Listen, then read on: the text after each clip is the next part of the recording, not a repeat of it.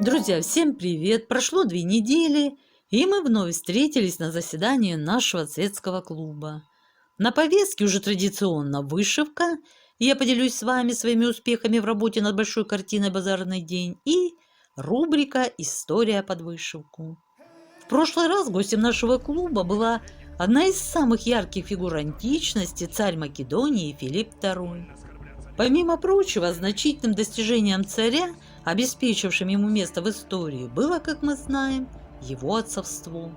Следовательно, сегодня нашим проводником путешествий к тайнам и загадкам древнего мира выступит сын Филиппа II Александр Великий. Об этом человеке можно смело сказать, что завладел он всей землей, которую видел, и умер, мечтая об остальной. Жизнь этого человека была подобна метеориту, который, прочертив яркий след, исчезает в бездонной черноте небес.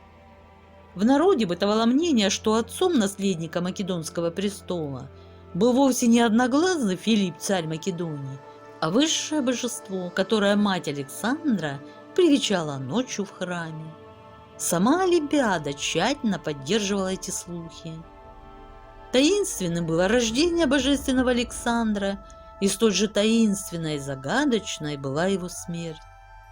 В настоящее время существует несколько версий о смерти и месте захоронения одного из величайших завоевателей в истории человечества. Эту загадку, друзья, мы рассмотрим во второй части видео. А сейчас вышивка. 11 апреля, и я начинаю новый вышивальный 2-недельный период. Так, суббота давно подошла к концу. И вот такой результат. 560 крестиков вышито. Немного, но ничего, было много единичек, двушек, трешек и так далее. Я дошла до 28 крестиков одного символа. Вот так. Завтра продолжу. Овощей прибавилось сегодня на 655 крестиков. Вот такая капуста цветная и краснокочанная. Все. Закончен у нас овощной участок. Вот такие красивые овощи, спелые, аппетитные получились. Здесь немного даже мы зацепили лук-порей. Он проявится у нас в следующей области выделенной, которую я буду вышивать. Вот он перевязан, пучок лука, веревочкой. Она уже видна хорошо на конве. Ну, здесь еще появится немножко, мы зацепим мордочку собаки и юбку Пегати.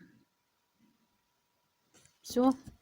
Вот такой эпизод должен будет появиться на конве.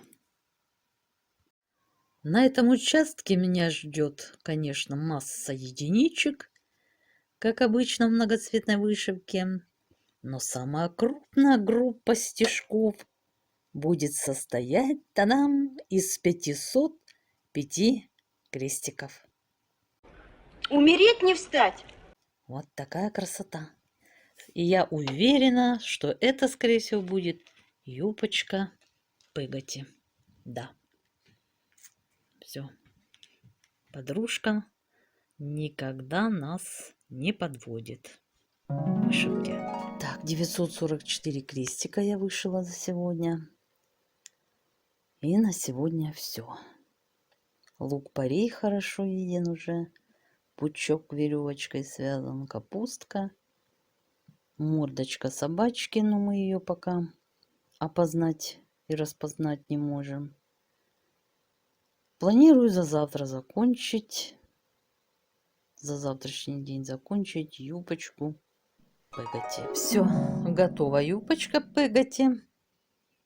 Удалось мне хорошо отдохнуть на этом участке.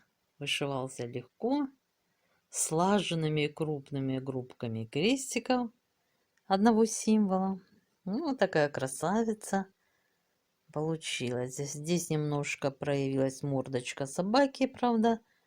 Сложно понять еще, что это справа. Вот. Ну, а слева овощи. Вот такая группа овощная. Натюрморт. Красота, да и только. А еще, что несказанно меня радует, друзья, перемотка. Сейчас я ее произведу. Конечно, она меня не только радует, но и пугает, как вы знаете. Ну, надеюсь, справится. Получилось. И теперь задача номер 1. Второй угол картины. Вот он. Друзья, это низ картины. Все, мы подошли к нужной черте. Ну, почти. Во всяком случае, увидели горизонты. Все, к ним мы устремляемся. Сейчас, как обычно, обозначу площадь для вышивки в 2500 крестиков. И на ней должна будет появиться посуда уже окончательно, я так понимаю. И сама площадь, на которой расположен рынок.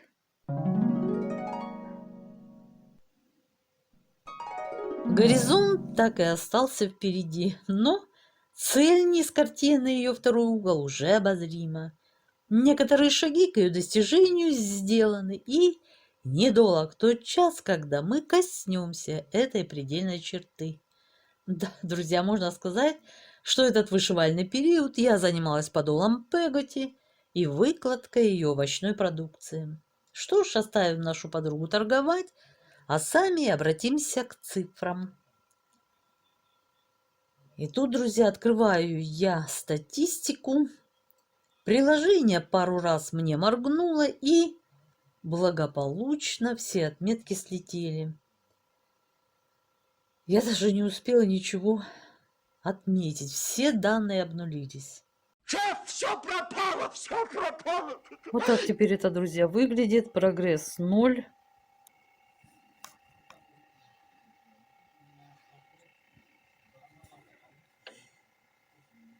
Вот. Что-то удивительно. Видимо, какой-то сбой, не знаю, произошел. Сколько дней вышивалась. Хотела отметить. Все. А схема. Вот. Схема кристально чистая. Ну, что тут можно сказать? В моем доме не выражаться. Так, друзья. Надо было отметки в Dropbox скидывать. Я этого не делала. Ну ничего. Проделаем эту работу заново. Отмечу.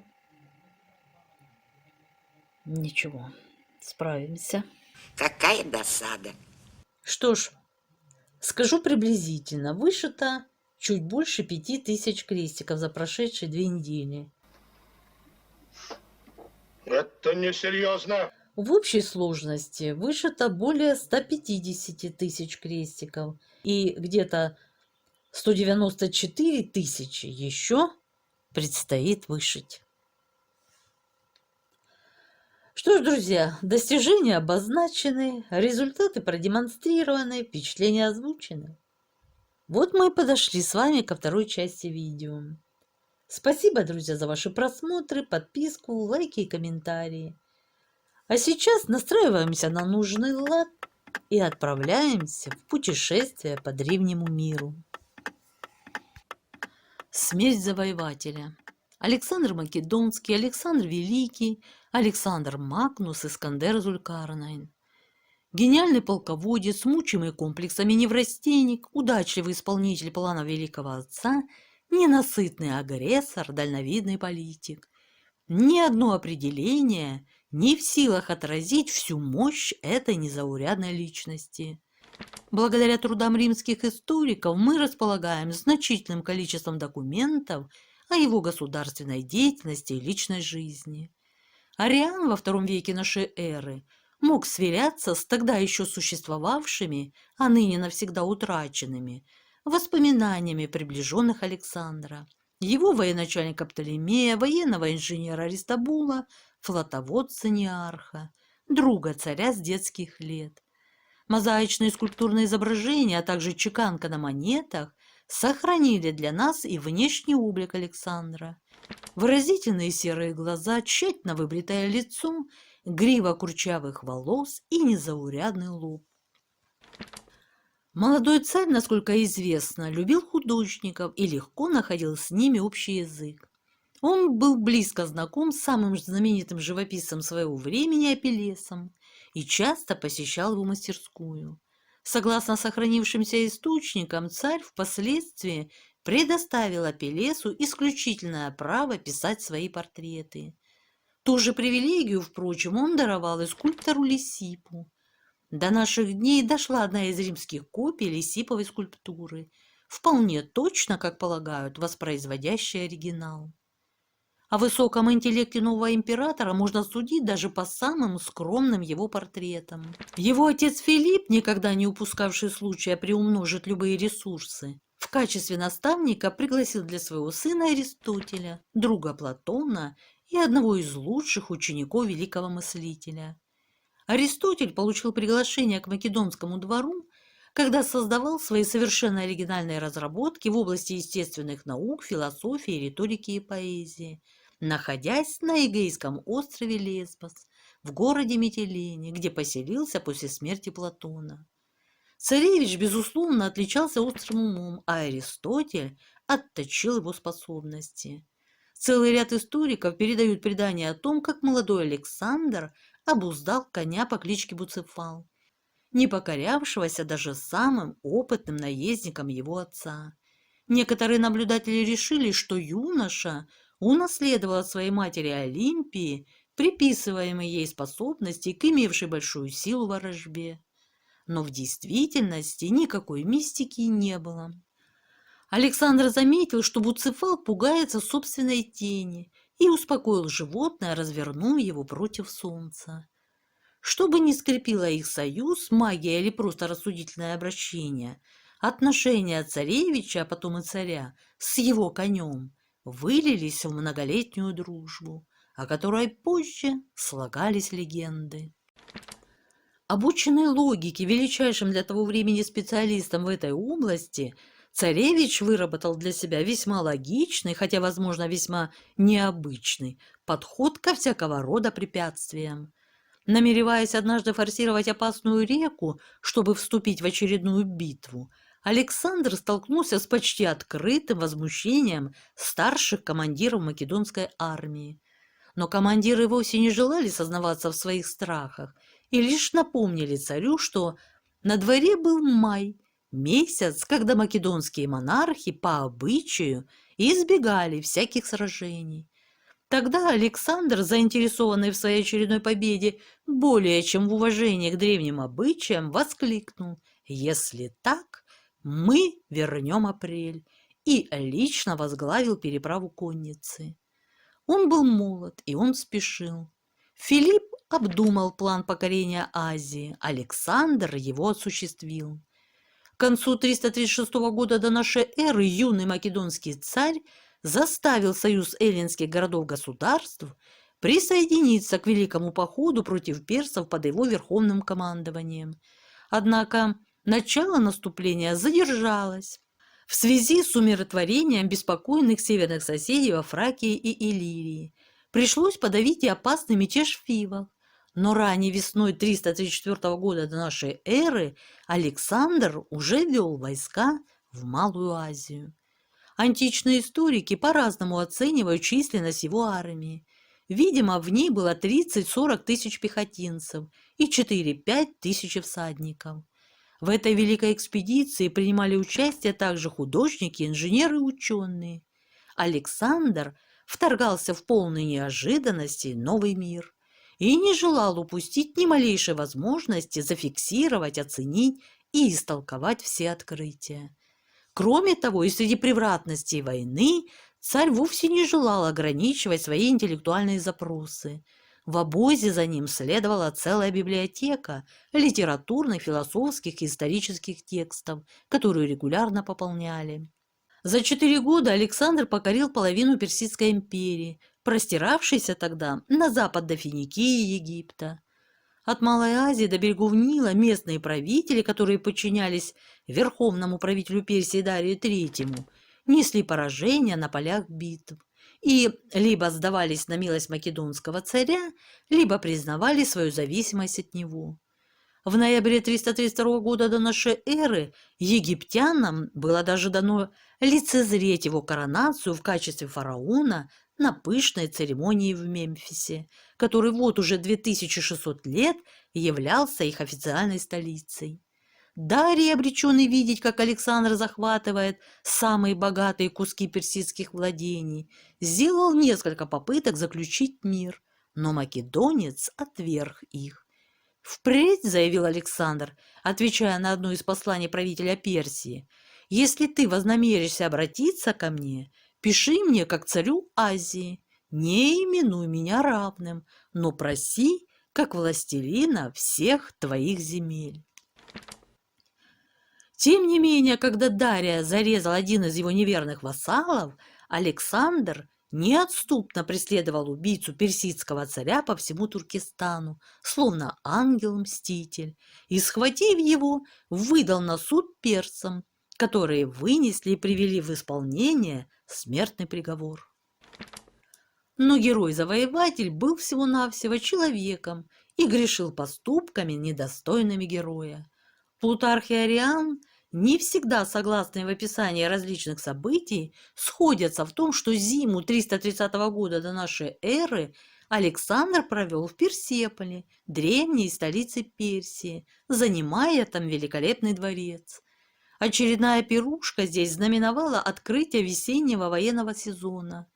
В разгар веселья кому-то из гуляк, возможно, это была афинянка Тайс, любовница македонского полководца Птолемея, пришло в голову заявить, что в качестве заключительного акта правосудия участникам празднества следовало бы сжечь здание. В конце концов, если персы за 150 лет до этого, вторгшись в Грецию, разрушили Афинский Акрополь, теперь, спустя несколько поколений, греки могли отплатить старым недругам той же монетой. Согласно дошедшей до нас версии, Александр, не обращая внимания на возражения одного из своих советников, сам бросил первый факел и позволил афинской даме швырнуть второй.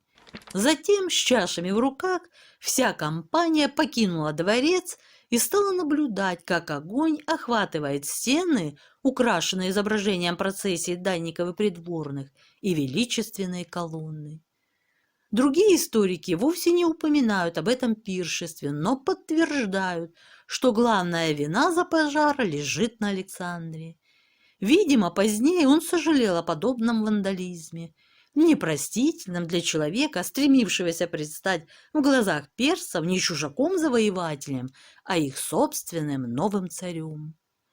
Персы оплакивали свою уничтоженную столицу, а Александр продвигался дальше. После броска на древний город Экбатаны, примерно в 640 километрах к северо-западу, он направился к берегам Каспийского моря и повернул на восток вдоль северной границы сегодняшних Ирана и Афганистана, к Гиндукушу, где на перевалах еще лежали остатки зимнего снега, и в северо-восточную персидскую провинцию Согдиана.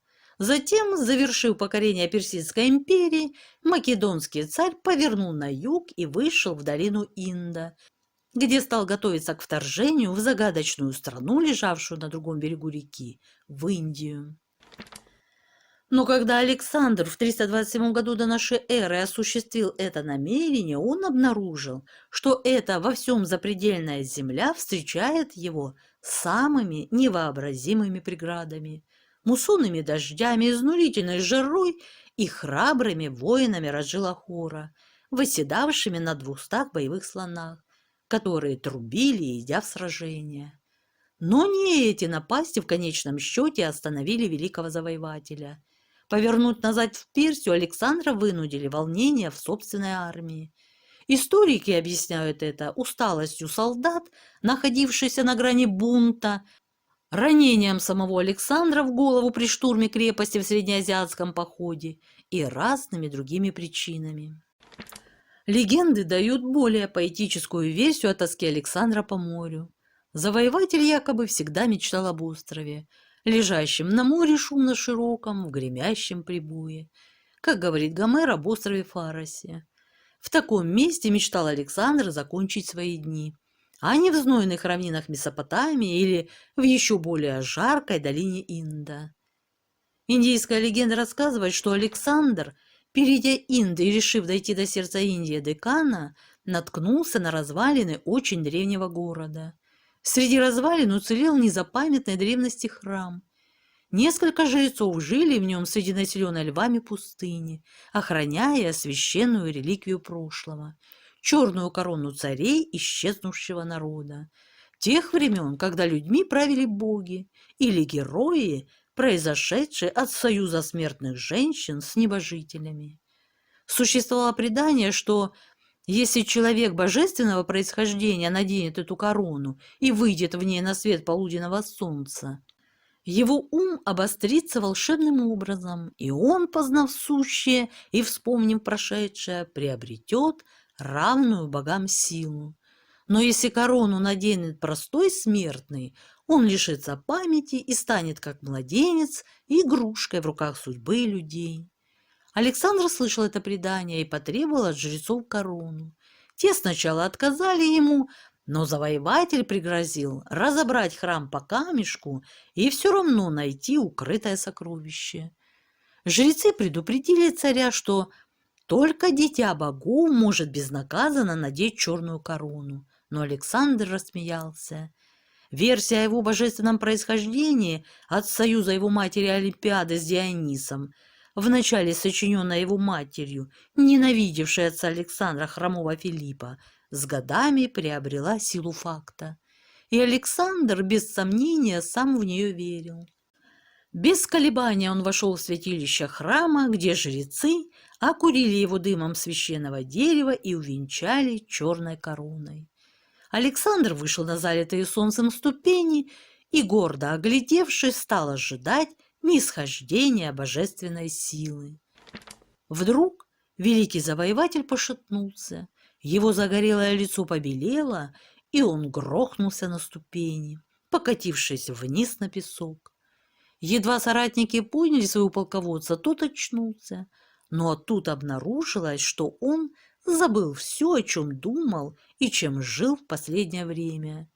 Легенда говорит о том, что царь излечился от тоски по Элладе. Рассвирепевшие воины, обвиняя жрецов в том, что они нарочно погубили полководца, истребили их, а корона попала в личную сокровищницу Александра. Главное же было в том, что Александр забыл, зачем он пришел в Индию, забыл свои планы на будущее и повернул войско назад. Вернувшись в Вавилон, царь заболел лихорадкой и вскоре умер. Эту легенду привел в романе «Лезвие бритвы» известный фантаст Иван Ефремов. Он же ее, вероятно, и придумал. Если покорением всей Индии Александр похвастаться не смог, то у него оставалось немало других возможностей дать выход своей невероятной энергии. Ни один военачальник до сих пор не покорял столь обширные территории, и ни у кого еще не было столь грандиозных планов относительно захваченных стран. Царь основывал города, поощрял торговлю и развивал систему государственного управления, прокладывал дороги и строил порты. Он также весьма прозаическим способом содействовал распространению греческой культуры, поощряя браки между своими военачальниками и знатными персидскими дамами. Согласно оценке некоторых историков, Александр стремился создать космополитическую цивилизацию, где смешались бы Восток и Запад. По мнению же других современных ученых, греки в Азии, как и колонизаторы позднейших эпох, были не столько заинтересованы в духовном и культурном обмене, сколько стремились создать на чужой территории некое подобие отчего дома. Зимой 324-323 года нашей эры Александр совершил свой последний поход против гаситов, живших в горах и постоянно беспокоивших своими разбойничьими набегами жителей Месопотамии. Царь ликвидировал опасность и водворил мир. Завершив эту экспедицию, Александр повел свою армию в Вавилон, ставший его последней резиденцией. По дороге он встретил направлявшихся к нему послов из Африки, Италии и далекой Испании. В последние месяцы своей жизни Александр разрабатывал планы завоевания всего Средиземноморского мира. Он собирался захватить Карфаген, Северную Африку и Испанию, утвердиться в Сицилии, совершить поход вплоть до Геракловых столпов, современный Гибралтарский пролив. Были у него и другие замыслы – разузнать, с каким морем соединяется Каспийское, захватить Южную Аравию. Для осуществления всех этих планов велись интенсивные подготовительные работы. Строились корабли, набирались и обучались команды в Финикии, Сирии и вообще всюду, где только было возможно. В Вавилоне царь приказал соорудить верфи и вырыть огромный бассейн, рассчитанный на 1000 кораблей. Собрал он и войска. 20 тысяч персов были зачислены в македонские части. Особое внимание уделял Александр развитию мореплавания в Индийском океане и укреплению морских связей с Индией. Вероятно, этими планами объясняется предпринятая им попытка набрать в Финикии и Сирии моряков и поселить их на берегу Персидского залива. Сохранились сообщения о разного рода знамениях, якобы предвещавших Александру беду. Рассказывали, будто перед вступлением царя в Вавилон его встретили прорицатели Халдеи, уговаривая не входить в город или, по крайней мере, не входить в западном направлении. Александр им не поверил, подозревая, что они желают бесконтрольно распоряжаться храмовой казной. Согласно другой версии, Александр физически не смог выполнить указания халдеев. Когда Александр совершал плавание по Евфрату, он потерял царскую диадему, упавшую в тростник. Моряк, снявший диадему с тростника, чтобы было удобнее плыть, надел ее себе на голову. В этом усмотрели предвестие несчастья, и моряка наказали. По одной версии казнили, по другой бичевали. Еще более страшным показалось, что однажды на царском троне обнаружили сидящим никому неведомого человека в царском одеянии и венце. Его казнили, но случившееся запомнилось всем. После очередного застолья Александр простудился и заболел, по некоторым предположениям, воспалением легких. Полагают, что у него была также и тропическая малярия. Он пытался заниматься делами, приносил жертвы, велел Неарху готовиться к походу. Но с каждым днем Александру становилось все хуже. Он уже не мог говорить. Солдаты взволновались и пожелали видеть царя. Медленно, один за другим, проходили они мимо постели больного, с трудом пожимавшего им руки и приветствовавшего их взглядом.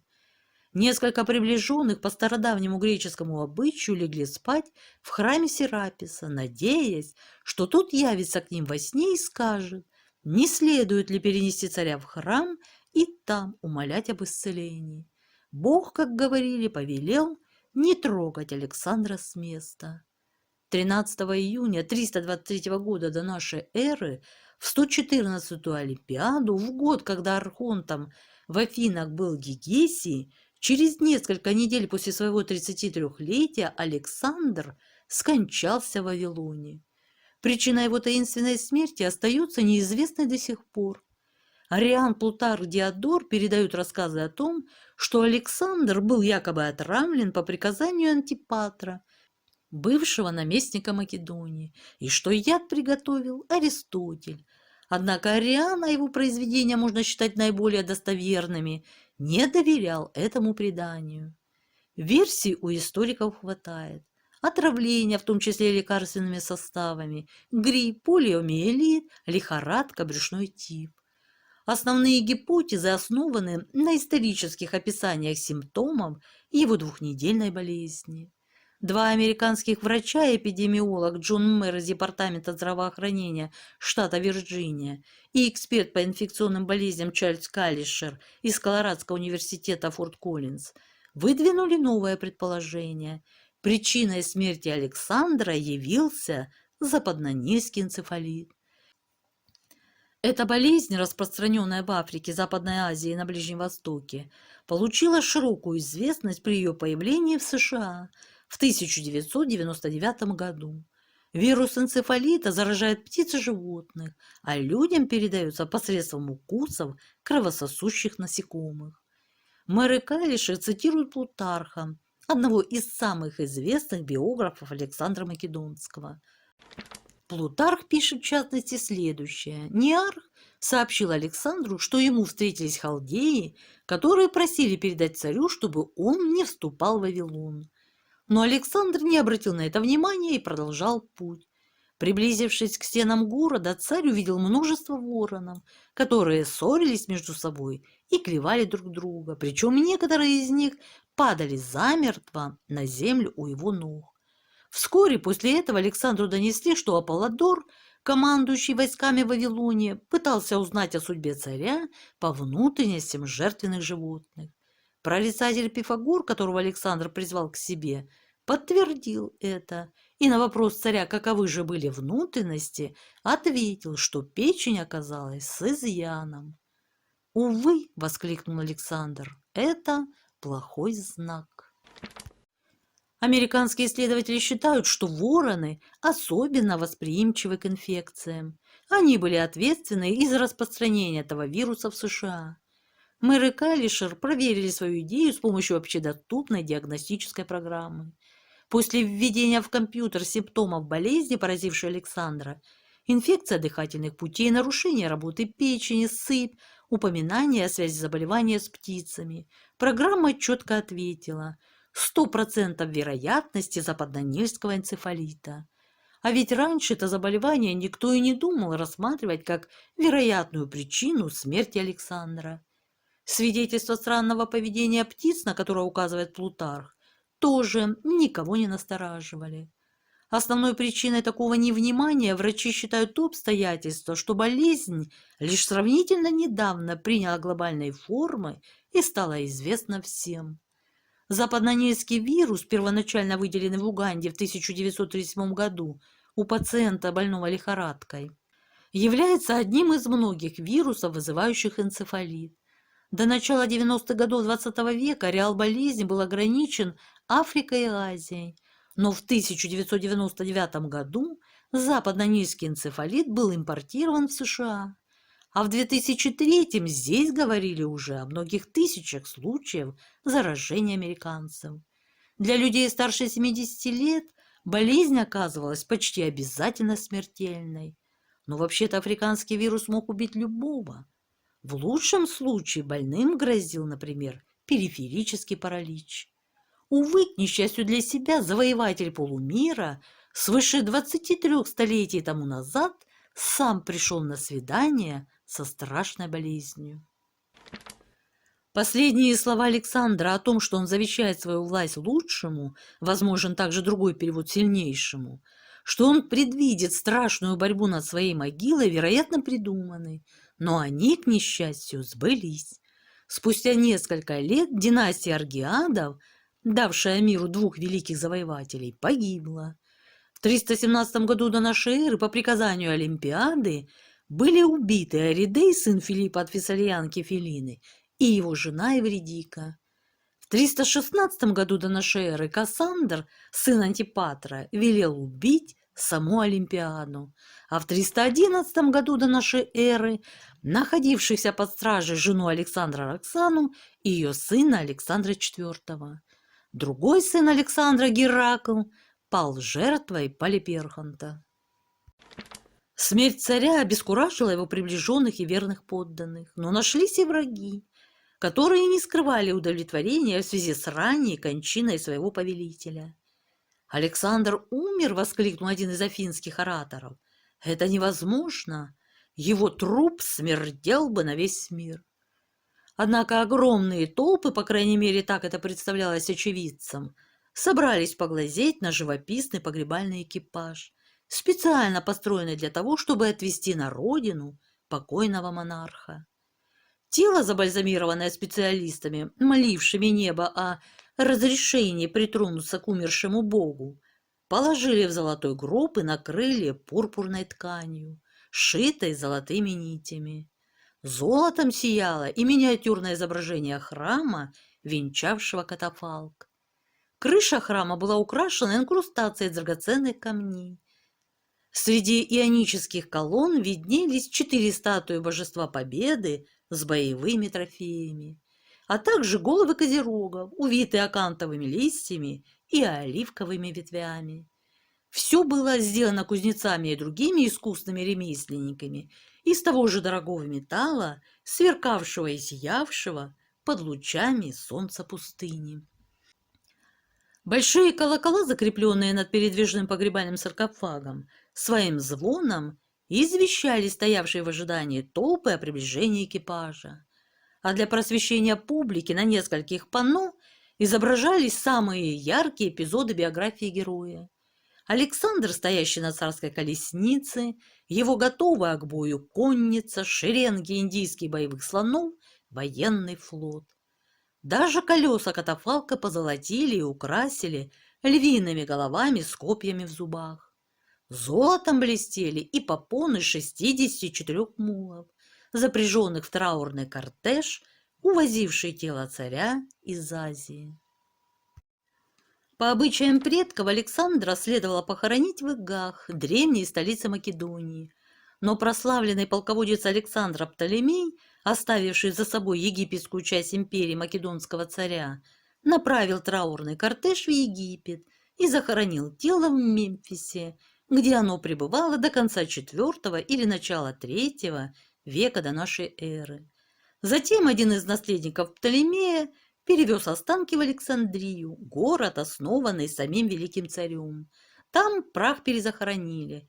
Однако в конце III века до нашей эры его вновь извлекли из земли и поместили в мавзолей. Здесь тело Александра Великого покоилось около 300 лет, в золотом саркофаге, в склепе, ставшем святилищем. Когда в 89 году до нашей эры очередной Птолемей переплавил золотой саркофаг в связи с катастрофическими финансовыми обстоятельствами. Забальзамированное тело, находившееся, как сообщают источники, по-прежнему в отличном состоянии, переложили в более скромный гроб, украшенный цветным стеклом. Усыпальница еще не одно столетие оставалась местом паломничества. Преемники Александра, а также новые покорители Египта, Юлий Цезарь, Марк Антоний, первый римский император Август, все побывали у гроба, чтобы засвидетельствовать свое уважение праху македонского властителя. По словам Светония, Август велел вынести гроб Александра из святилища. В знак преклонения он возложил на него золотой венец и усыпал тело цветами. А на вопрос, не угодно ли ему взглянуть и на усыпальницу Птолемеев, он ответил, что хотел видеть царя, а не мертвецов. Последним документально подтвержденным посетителем покойного Александра был римский император Каракalla, побывавший здесь в 215 году. Вскоре после этого события город стал ареной яростных бунтов, во время которых, очевидно, усыпальницу Александра могли повредить и разграбить. Несомненно, в позднейшие годы ей выпало пострадать еще больше, так что к IV веку никто уже не мог с уверенностью сказать, где покоится тело Александра. Археологи бесчисленное множество раз ставили перед собой задачу установить местонахождение праха македонского царя. Одна только египетская организация по изучению античности более 140 раз предпринимала соответствующие поиски. Последняя попытка датируется 1991 годом. Однако ничего похожего на такой склеп пока не найдено. Правда, недавние археологические открытия в районе Александрии Египетской дают надежду, что эта история еще не окончена. Не менее загадочными представляются и намерения Александра относительно будущего Великой империи после его смерти. Он не назвал наследника и не оставил никакого достоверного завещания о распределении обширных владений. В конечном счете, в результате изнурительных состязаний в погоне за властью, империя распалась на 3 отдельные части, в каждой из которых правили наследники старых товарищей Александра по оружию. Потомки Птолемея царствовали в Египте, основав династию, правившую здесь более 250 лет. Македония и Фессалия отошли другому полководцу Антигону. Города Южной Греции, формально вновь обретшие независимость, остались под сильным влиянием северных соседей. А на другом берегу Эгейского моря еще один из военачальников Александра, Селевк, сумел сохранить как единое государство большинство покоренных азиатских территорий, хотя индийский монарх Чандрагупта и отвоевал некоторые районы своей страны, ранее захваченные греками. Созданное Александром громадное государство распалось, но не все творения великого полководца канули в небытие. До сих пор стоит любимое детище Александра, фактически центр его державы, величественный город на египетском побережье Средиземного моря – Александрия. В 331 году до нашей эры Александр лично исходил здесь огромную полосу земли между морем и озером Марью. В сопровождении архитектора Динахара царь разметил периметр города, определил места под агуру и храмы, наметил планировку улиц таким образом, чтобы их продувал прохладный морской ветер. Основатель новой столицы страстно желал создать здесь крупный городской центр, который стал бы заботливой матерью для людей всех наций. Возникнув на стыке европейского, азиатского и африканского миров, Александрия неизбежно должна была обрести черты интернационального города. Различные национальности, коренные египтяне, эллины, многочисленное процветающее еврейское население, возможно, и не смешивались больше, чем это диктовалось потребностями общественной и деловой жизни, но придали городу тот дух космополитизма, который сохраняется уже более 2000 лет. Как уже упоминалось, после смерти македонского царя Александрией и всем Египтом управляли Птолемеи. Подобно всем деспотам, они снимали сливки с городской торговли и местного сельского хозяйства в свою пользу. Однако часть доходов Птолемеи направили на реализацию 2 честолюбивых интеллектуальных проектов. Первым из них был музеум, учреждение, предназначенное для научных работ самого высокого уровня. Лучшие ученые той эпохи, находясь здесь на полном пансионе, в приятно уединенной обстановке, среди крытых аркад, затененных ниш и уютных скамей, могли заниматься творческими поисками. Кроме того, под его кровом 72 еврейских специалиста перевели с иврита на греческий язык Пятикнижие Моисеева. Здесь, безусловно, сохранялось ярко выраженное поклонение Греции. Те, кто обращался к культурному наследию эллинистического мира, самобытную египетскую культуру, очевидно, считали чем-то, в лучшем случае, провинциальным и экзотическим. Второй из созданных научных институтов уже тогда вошел в легенды. Это Великая Александрийская библиотека, задуманная как хранилище всех известных на тот период работ греческих авторов по всем отраслям науки и искусства с целью не допустить утраты или забвения мудрости древних. Для собирания такого фонда в лучшие годы он насчитывал 500 000 томов. В предприятие вкладывались значительные средства. Способствуя комплектации хранилища, Птолемей III издал закон, по которому каждый корабль, входивший в Александрийский порт, должен был представить для копирования все имевшиеся на борту рукописи. Владельцам же возвращали именно копии, а оригиналы оставались в библиотеке. В погоне за особо значимыми работами Птолемей и его главный библиотекарь не связывали себя чрезмерно жесткими требованиями морали по отношению к обладателям раритетов.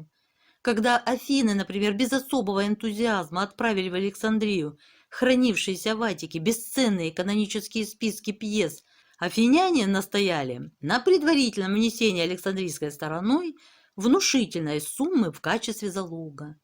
Но едва царствовавший в то время Птолемей узнал о прибытии драгоценного груза, Он решил оставить Афинам деньги, а себе манускрипты.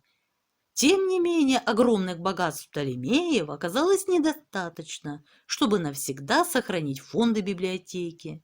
При штурме Александрии римлянами в первом веке до нашей эры это уникальное собрание текстов было уничтожено огнем. Все это произошло уже спустя много лет после смерти Александра. Но кажется, что все последующие правители пытались дотянуться до него, сравнивали себя с ним, старались оставить после себя что-то сопоставимое с его деяниями. Удавалось это единицам. Спасибо за внимание. Ставьте лайки, если вам было интересно. На сегодня у меня все. Всего вам доброго. Пока-пока.